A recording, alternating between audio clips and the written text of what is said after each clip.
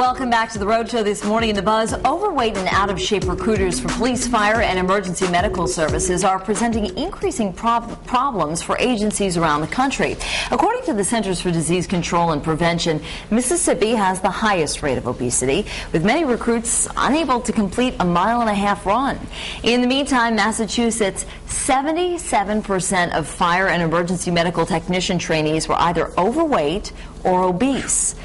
Yeah, researchers say those findings have profound public safety and economic implications. And actually, this isn't the first time that we've heard this either, because the same thing is happening when when Army recruits go out, Navy recruits, everyone in our armed forces, they're trying to find people who will fit the bill. And in a lot of cases, they are simply not healthy enough to be able to do their job. I mean, the majority of Americans, unfortunately, are overweight. But this is one job, I guess they don't test regularly. We were talking earlier, and they were saying, you know, you have to pass this physical test right off the bat, and then that's pretty much it. If you've been there for 30 years, you can do whatever you want. But, you know, this with police and firefighters, you know, they're protecting us, and our lives are basically in their hands if something goes wrong. Yeah. I mean, that is one job that I would think you would have to be in tip-top shape, and they would keep you in tip-top shape, right, you know, year in and year out. And give you time also to maybe, you know, to train. And I know that, you know, my father was with the NYPD, and I knew that there was a, you know, a firing range, there was a weight room, and all that sort of stuff. But it is really concerning that they can't even find enough people who are in good enough shape to get them into the program, because the recruits are out of shape. I guess those aren't the folks that are on that calendar that my wife has with the sexy firefighters. Oh, yeah.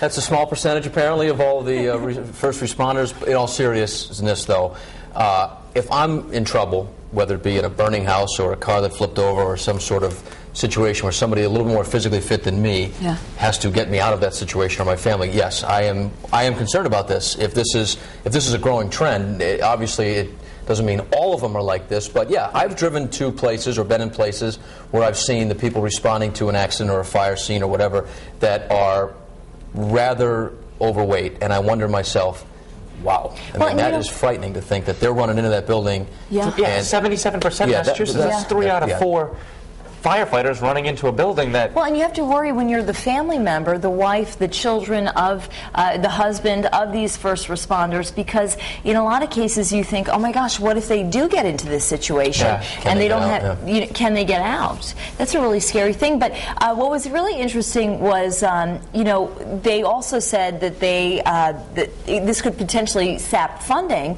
because the obesity is directly linked to higher risk for cardiovascular problems, other maladies.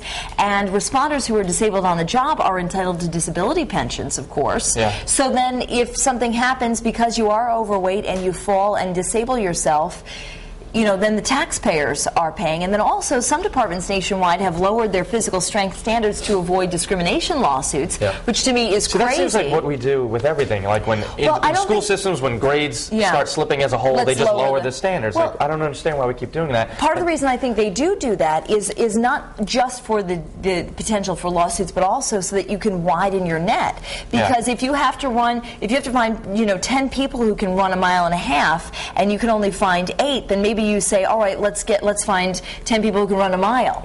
You know, and so then we can have at least more people. I mean, I don't think you have to be an Olympic athlete to be a firefighter or a first responder or a cop, whatever. But like you said, Ben, I mean, this is one of those jobs where you have to be physically, somewhat physically fit. I mean, what I do, you don't have to be. You just read all day, right? Read and talk and eat in the kitchen. But if you're saving lives, please, by all means, you know, hit the treadmill every once in a while, get yourself in shape, and like Lily said, though, for your own benefit as well. I mean, if your husband's leaving the house and he's out of shape, and he has to climb to the 4th floor of a burning building with all that stuff, I mean, now he's in jeopardy, you know? Well, I'll tell you what, both ways. I want to throw it over to Courtney, because, Courtney, you know, a lot of people, obviously, there are people in our own families and friends who all have struggled with a weight issue, so certainly this isn't a unique problem or something that we want to highlight in that way. It's just a real concern when this particular issue touches first responders. Yeah, a lot of folks are concerned about that, hearing these new statistics. We have lots of comments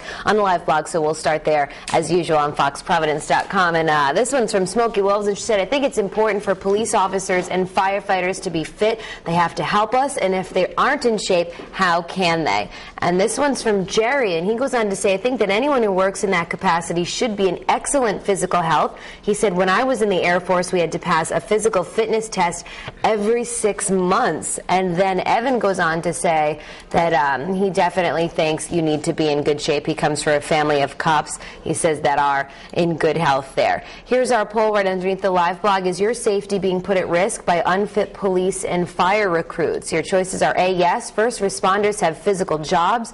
B, no, it's a personal issue, not public. Or C, not if they complete required training. And we have lots of comments here. I posted the buzz a little early this morning on our Facebook page, and Brandy Burns Carey says, of course it is. It also puts themselves at risk. And Aaron Scorpio says, of course, if people fail the physical test, then they don't get the job, which means less people on the force, which then puts the public and themselves in jeopardy. So everyone's pretty much feeling the same way this morning. But if you're just joining us, lots of folks are now on the live blog. You can hop on and do that on foxprovidence.com.